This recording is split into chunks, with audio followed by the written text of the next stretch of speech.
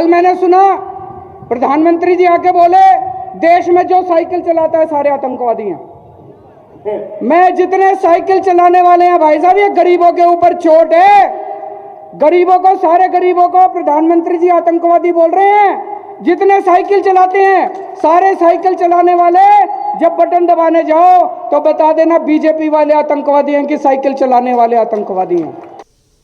दोस्तों, खबर पर नजर में आपका फिर एक बार स्वागत है। आज हम बम विस्फोट से पंचर होने वाले प्रधानमंत्री के साइकिल प्रचार की चर्चा करेंगे।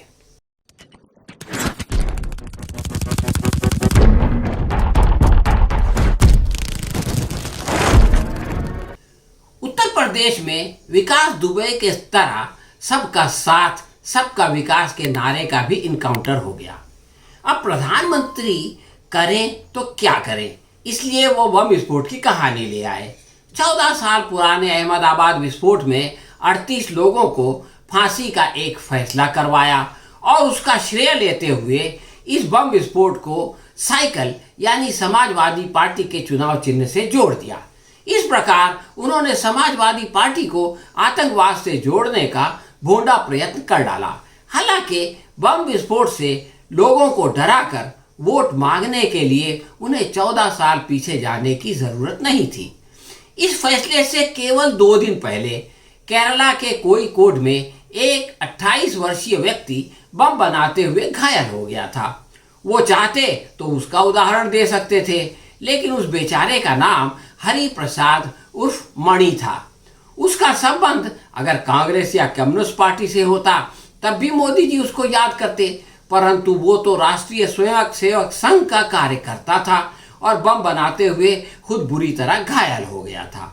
इसलिए मोदी जी ने 2 दिन पहले की घटना से आंखें मूंद कर 14 साल पुरानी घटना को याद किया। खैर, हर नेता की अपनी मजबूरी होती है और प्रधानमंत्री बन जाने के बाद भी वो बेचारा मजबूर ही रहता है। अपने संघ परिवार का उसे ख्याल रखना ही पड़ता है और उसको बचाकर दुश्मन को फंसाना पड़ता है। आप कहेंगे कि इस घटना से पहले प्रधानमंत्री का भाषण लिखा जा चुका था, इसलिए प्रधान जी ने उसका उल्लेख नहीं किया। तो 20 दिन पुरानी घटना को याद कर लेते। ये खबर भी इत्तेफाक से राहुल गांधी के केरल की है। वहां पर कन्नूर जिले के अंदर बीजू अलकोड नामी एक व्यक्ति बम बनाते हुए बुरी तरह घायल हो गया। बीजू पर कम्युनिस्ट पार्टी के कार्यकर्ता धनराज की हत्या का आरोप है और वो फिलहाल जमानत पर बाहर है। उसने सोचा होगा कि एक एक करके लोगों को मारने के बजाय बम विस्फोट करके कई लोगों का एक साथ शिकार कर लिया जाए, इसलिए बम बनाने लगा। परंतु ये काम करते समय खुद उसके हाथों में बम फट पड़ा और वो घायल हो गया।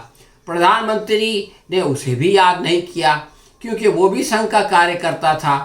मोदी जी गैरों के चक्कर में अपनों को भूल जाते हैं। आप कहेंगे कि हम इन घायलों की सहानुभूति करने के बजाय उन पर आरोप क्यों लगा रहे हैं, जबकि वो तो अपने उद्देश्य प्राप्ति में नाकाम रहे।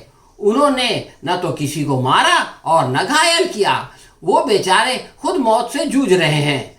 बात यह है कि अगर वो किसी साइकिल पर बम लगाकर अपने मकसद में कामयाब हो जाते तब भी उनका नाम नहीं आता, क्योंकि अगर बम ब्लास्ट हो जाता तो पहले राज्य सरकार पर दबाव डालकर उससे इस्तीफा मांगा जाता। हालांकि अहमदाबाद ब्लास्ट के समय मोदी जी गुजरात के मुख्यमंत्री थे और उसके बाद 6 वर्ष तक मुख्यमंत्री बने रहे। आगे चलकर वो प्रधानमंत्री बन गए और पिछले 8 साल से प्रधानमंत्री बने हुए हैं। इस बीच उन्हें न तो अहमदाबाद के विस्फोट का ख्याल आया और न जो है वो ये फैसला हुआ।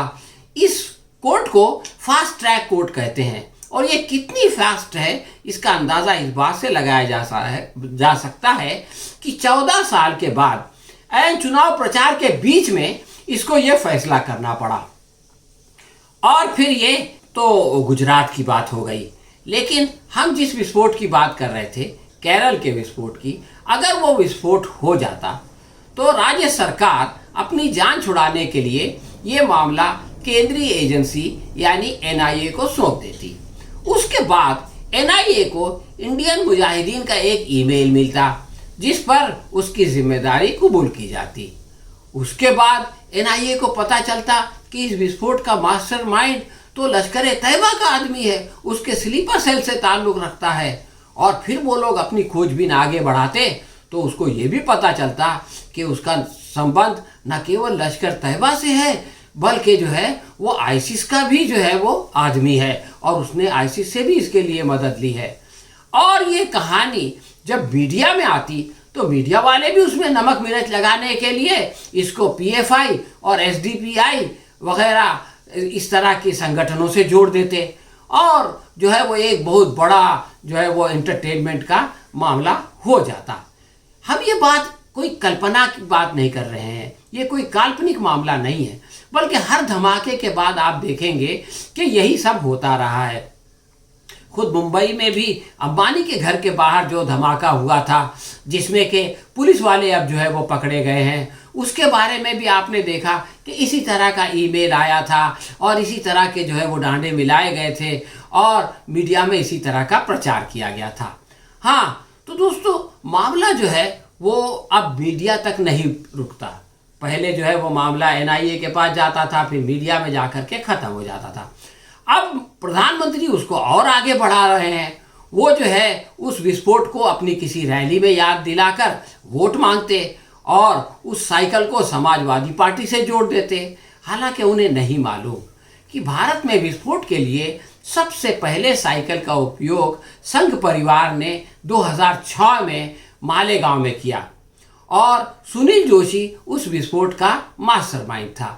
2006 के उस विस्फोट को जब करकरे ने जो है वो एक्सपोज किया तो उसके नतीजे में प्रज्ञा ठाकुर को जेल जाना पड़ा। वही प्रज्ञा ठाकुर जो अब भाजपा की सांसद बनी हुई है और बहुत बड़ी हिंदुत्ववादी नेता है और वो अब भी उसकी आरोपी है। अभी भी उसको मुकदमे के लिए बंबई बुलाया जाता है तो वो बीमार हो जाती है और मुकदमे की तारीख चली जाती है तो वो जो है वो अच्छी हो जाती है और उछल कूद करने लगती है, नाचने गाने और खेल कूद करने लगती है। प्रधानमंत्री को दूसरों पर आरोप लगाने से पूर्व अपने गिरेबान में झांक कर देखना चाहिए।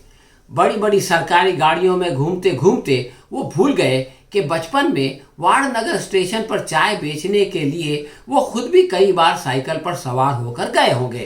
राजनीति में उनका मोटरसाइकिल पर सवार होकर घूमना बहुत मशहूर है। बहुत सारे लोग ये कहते हैं कि मैंने जो है वो मोदी जी को अपनी स्कूटर पे पीछे बिठाकर वहाँ गया था और ये प्रचार किया था वगैरह वगैरह। प्रज्ञा ठाकुर ने मालेगांव विस्फोट के लिए मोटरसाइकिल खरीद कर भेजी थी, ये शायद वो नहीं जानते। इंसान प्रधानमंत्री बन जाए तब भी उसे अपने पुराने दिन नहीं भूलना चाहिए। साइकिल उन गरीबों की सवारी है जिनके वोट से मोदी जी प्रधानमंत्री बने हैं। मोदी जी ने साइकिल को आतंक का निशान बनाकर न केवल देश के गरीबों का बल्कि खुद अपना भी अपमान किया है। साथियों, इन्होंने क्या किया?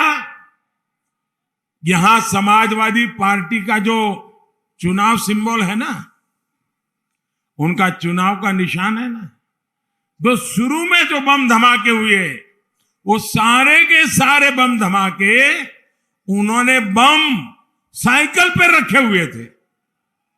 अब देखिए, साइकिल पे बम रखे हुए थे और जहां लोग सब्जी वगैरह खरीदने के लिए आते हैं वहीं साइकिल पार्क करके चले गए थे और एक समय चारों तरफ ये साइकिलों पर रखे हुए बम धमाके फूटे। मैं हैरान हूं। उत्तर प्रदेश के अंदर भाजपा के सारे पैंतरे नाकाम हो चुके हैं, इसलिए गुजरात दंगों के सारे आरोपियों को बचाने वाले कोर्ट ने अब 38 लोगों को फांसी की सजा सुना दी।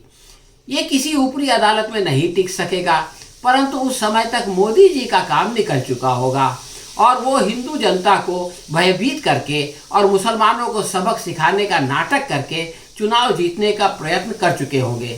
फिलहाल भाजपा के पास सांप्रदायिक ध्रुवीकरण के सिवा कोई चारा नहीं है, परंतु उसके लिए न्यायालय का उपयोग निंदनीय है। चुनाव आते जाते रहेंगे, परंतु इस पवित्र संस्था की विश्वसनीयता को दांव पर लगाना और देश की जनता और देश के लिए बहुत ही हानिकारक होगा।